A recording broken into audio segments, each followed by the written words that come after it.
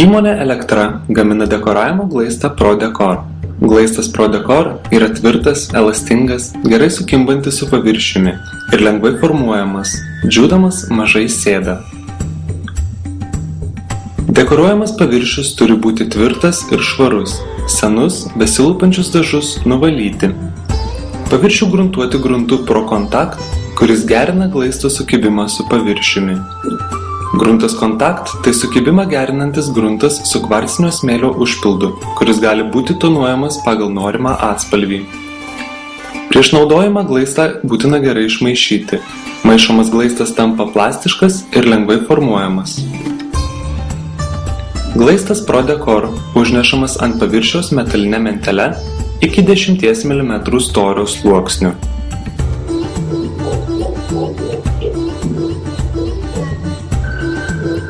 Priklausomai nuo norimos išgauti paviršiaus struktūros, užneštas glaistas formuojamas sukamaisiais pratempimais, vedžiojant kilpas ar aštuonetus.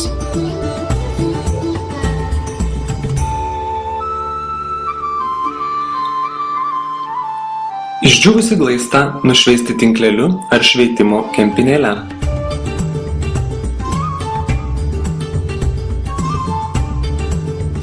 Nušveistą glaistą būtina gruntuoti. Tam geriausiai tinka gruntas koncentratas, kurį rekomenduojama skiesti vandeniu 1:3. Gruntas koncentratas suriša dulkes ir suvienodina vandens įgeriamumą. Paviršiaus gruntavimui taip pat galima naudoti Aqualac laką.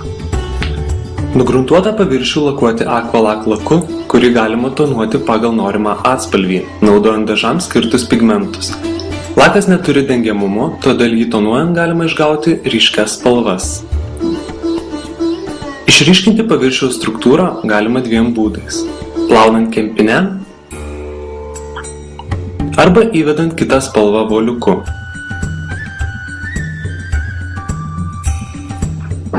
Pirmuoju būdu nulakuotą paviršių, plaunant su kempinėle, išryškinama paviršiaus struktūra.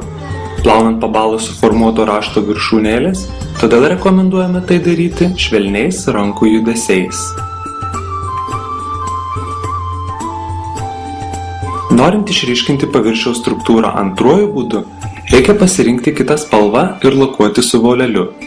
Voluojant viršūnėlės nusidažo kita spalva, taip galima išgauti ir keletos spalvų derinius.